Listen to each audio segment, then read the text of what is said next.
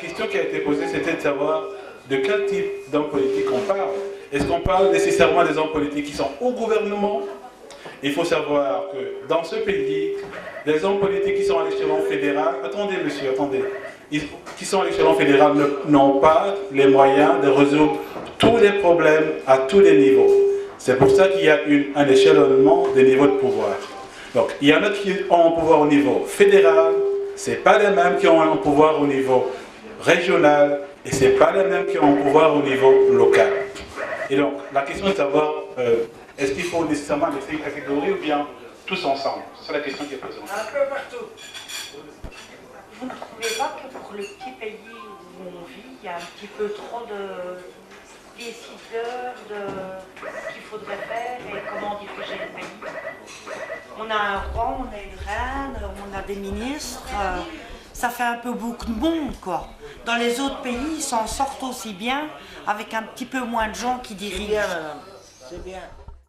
Le problème, c'est qu'en Belgique aujourd'hui, en tout cas dans la politique qui est à l'échelon fédéral aujourd'hui, on n'a pas le sentiment qu'il y a ce double intérêt entre la restriction du budget. Ça, c'est un fait qui n'est pas discutable, mais à côté, il n'y a pas une vraie relance de l'économie.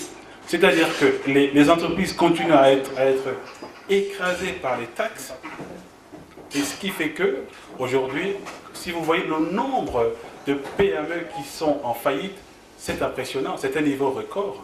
Et ça ne va pas s'arrêter. Alors, est-ce que le pouvoir qui est en place essaie de mettre en place des solutions pour que ça s'arrête? On peut en douter. On peut en douter. Ça, c'est une première chose. La deuxième chose qui est importante, c'est que quand il y a une vraie crise, non seulement on pense à réduire les dépenses publiques, mais on pense également à savoir comment mieux dépenser. Dépenser peu, mais mieux dépenser. C'est-à-dire qu'il y a toute une série de postes budgétaires qui n'ont pas nécessairement besoin d'être financés de manière aussi régulière, aussi importante. Le problème, c'est qu'aujourd'hui, on a le sentiment que le gouvernement fédéral ne pense pas spécialement à faire ce type de réforme. Et donc, c'est un problème. Concernant les politiques causes de crise, je crois que c'est l'homme politique lui-même qui fait à ce que on trouve en lui l'instigateur de la crise économique. Pourquoi? Parce qu'il aveugle les populations avec des promesses avant les élections. Et après les élections, ils ne peuvent pas répondre à ce qu'ils ont promis. Et d'où les problèmes commencent. Il y a eu, de manière évidente, les politiques qui ont été pointées. On a essayé de décomposer un peu, de dénombrer un peu ce pointage pour essayer de comprendre un peu ce qu'il y a derrière les politiques pour comprendre un peu la situation, et on a essayé de le faire d'une certaine manière. Ensuite, il a été évident que les uns et les autres, on a poussé les hommes politiques à essayer de prendre des responsabilités et au minimum à titre symbolique de commencer à prendre des décisions qui vont prouver qu'ils sont tout à fait conscients de la situation et qui sont capables par eux-mêmes aussi de montrer l'exemple. Et puis évidemment, on a continué la réflexion en se disant que les citoyens eux-mêmes ont aussi leur part de responsabilité et qui pourraient continuer évidemment aussi, qui pourraient contribuer à lutter contre la crise en prenant leurs responsabilités, en ayant un esprit de travail, en ayant conscience de l'idée que le goût de l'effort, c'est quelque chose qui ne peut pas simplement incomber aux autres, mais qui doit être la part que chacun doit prendre dans la construction de ce pays, ou en tout cas dans la capacité à faire face à la crise. Donc ça, je dirais, c'est de manière globale et un peu rapide la synthèse des débats. Alors, est-ce que quelqu'un a un dernier commentaire, une dernière réflexion avant la clôture définitive de ce café citoyen de ce jour? Je pense que, j'ose dire nous qui contribuons, nous qui faisons un effort pour que l'économie vive, que l'économie ait son sens, en travaillant, en fait ce que nous faisons, ne nous fatiguons pas. Ne disons pas, voilà ceux-là qui ne font rien, ils vivent comme nous, allons-y rester. Si nous tous nous restons bras croisés, il n'y aura plus personne qui va cotiser, les banques vont fermer, tout va fermer et il n'y aura plus rien. Continuons, l'éveil viendra, peut-être avec les cafés littéraires comme ça que nous avons. Si aujourd'hui nous sommes une vingtaine, demain ce sera une trentaine, le lendemain ce sera 50, avec le déplacement de ce que nous faisons maintenant, peut-être que l'éveil reviendra et les gens qui ont épousé le chômage vont essayer de divorcer avec le chômage et ils vont aller vers la recherche de l'emploi. Merci. La souveraineté du pouvoir est entre les mains du peuple. Le seul problème de la Belgique, c'est que le peuple, les citoyens, ne sont pas conscients de leur force, ne sont pas conscients de leur pouvoir.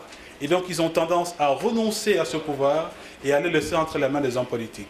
C'est la raison pour laquelle je pense qu'effectivement, en multipliant ce type d'initiative, comme le Café Citoyen, on va peut-être commencer à faire bouger un peu les lignes dans ce pays qui est complètement frigorifié par le système politique.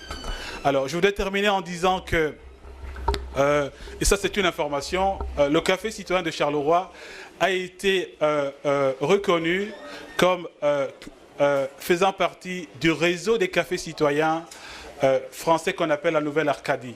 Donc, ce café citoyen bénéficie désormais de l'appartenance au réseau des cafés citoyens de la Nouvelle Arcadie.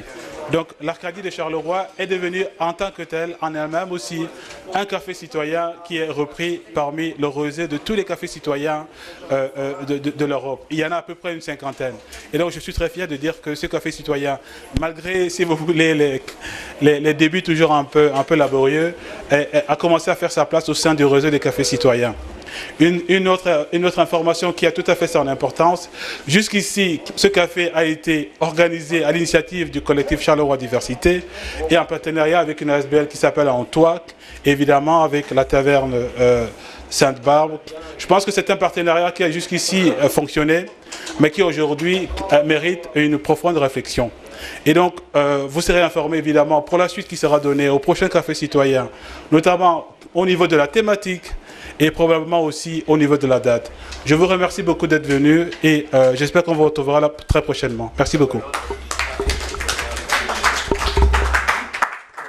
Vous venez d'assister à ce café citoyen organisé par le collectif Charleroi Diversité. Et donc aujourd'hui, le thème était celui de la crise économique en Belgique. Est-ce que vous pensez que des initiatives pareilles peuvent amener les politiques et les citoyens à trouver une solution à ce problème de crise économique en Belgique ? L'idée du café citoyen est une très bonne initiative parce que premièrement ça amène les gens à se rassembler, à pouvoir s'exprimer, donner leur opinion. Et l'idéal, évidemment, ce serait de pouvoir trouver une solution et qu'ensuite les politiques appliquent cette solution. Ce qui est bien avec le café citoyen, c'est que ça vient d'en bas, ça vient du peuple, comme on dit, parce qu'on a vraiment l'impression que les hommes politiques ne vivent pas la même vie que nous, ne subissent pas les mêmes choses que nous. Et c'est vraiment bien d'être à l'initiative de ce café citoyen pour qu'on puisse enfin exprimer réellement ce que nous subissons et exprimer notre ras-le-bol. Merci madame d'avoir accepté cette interview. Merci.